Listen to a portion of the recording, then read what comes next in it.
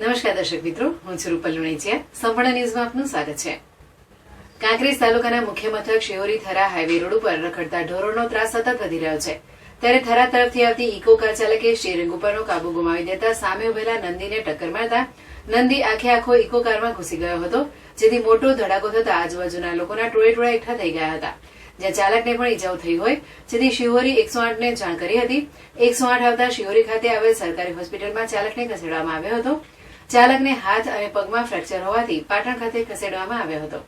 ઈજાગ્રસ્ત ચાલકે પાટણ જિલ્લાના ચાણસ્મા તાલુકાના વલગામનો ઠાકોર કલાજી ફતાજી ઉંમર વર્ષ 45 હોવાનું જાણવા મળ્યું છે.